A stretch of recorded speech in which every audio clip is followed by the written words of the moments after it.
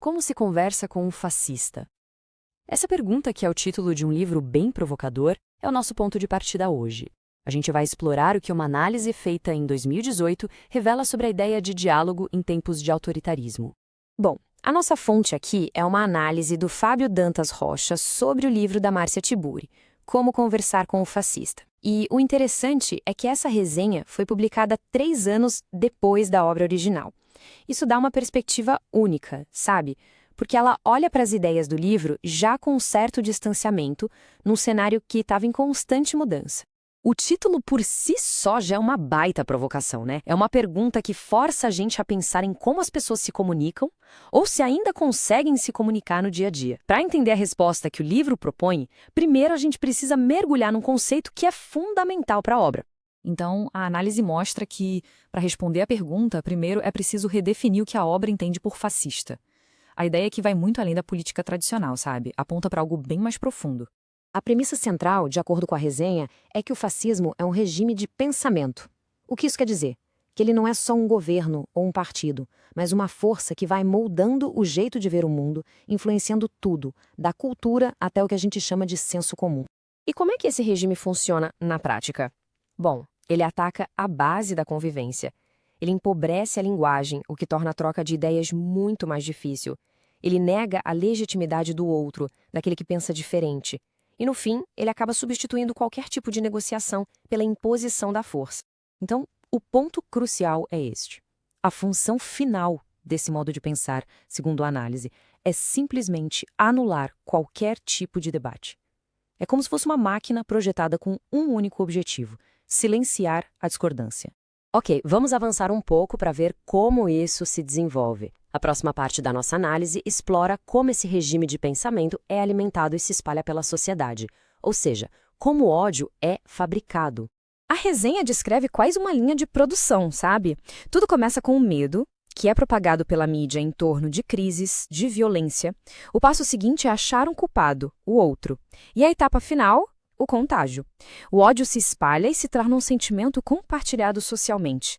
A obra usa uma expressão bem forte, que é destacada na resenha para descrever o papel da mídia nesse processo. Ela seria vista como uma máquina de produzir fascistas, justamente por alimentar esse ciclo de medo e de culpa. E o resultado disso tudo é bem assustador. A paranoia deixa de ser só um sentimento individual e passa a ser uma condição social. Ela é constantemente alimentada, manipulada, o que mantém a sociedade inteira num estado permanente de alerta e de desconfiança. Certo. Então, diante de um cenário desses, qual seria a saída? O livro, segundo a análise, aposta todas as fichas no diálogo. Mas veja bem, não é uma simples conversa. O diálogo aqui é apresentado como um verdadeiro ato de resistência. O contraste é total. De um lado está a força, o monólogo, a negação do outro. Do outro lado, o diálogo, que seria a essência da política, a negociação, o reconhecimento e, principalmente, o encontro com as diferenças. E aqui a gente chega na tese central da obra. O diálogo não é só uma conversa, é uma ação ética, uma ação política. É a escolha consciente pela não violência, justamente no momento em que tudo parece empurrar para o conflito. A aposta é bem alta. O que está em jogo, de acordo com a análise, é a própria sociedade civil. O diálogo é visto como a ferramenta que permite que pessoas com interesses e visões de mundo totalmente diferentes possam conviver, debater e construir algo juntas. Para fechar, a análise nos leva a uma reflexão muito importante. Por ter sido escrita em 2018, ela olha para as ideias do livro de 2015 e faz uma pergunta essencial: como é que a tecnologia mudou esse jogo todo? A mudança de perspectiva é nítida. Em 2015, quando o livro foi escrito, ainda existia um certo otimismo de que as redes sociais poderiam ser um espaço para o encontro com o diferente. Mas só 3 anos depois, em 2018, o autor da resenha já aponta para uma realidade bem diferente, a das bolhas e do isolamento. E essa é a grande questão que a resenha levanta.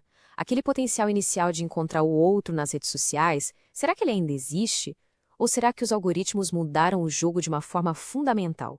A crítica aqui é bem contundente. Muros digitais teriam substituído o tal laboratório aberto. O resultado é que as pessoas acabam conversando cada vez mais apenas com quem já concorda com elas, reforçando as próprias visões e se isolando de perspectivas diferentes. Mas mesmo com essa crítica ao otimismo digital, a resenha conclui que a tese central do livro se torna ainda mais vital. Se os espaços digitais estão tão divididos, a disputa fundamental volta para o campo mais básico de todos, a própria linguagem.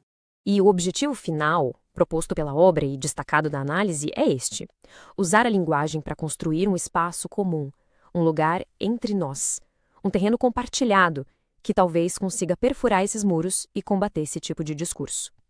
Fica aí uma ideia para se refletir.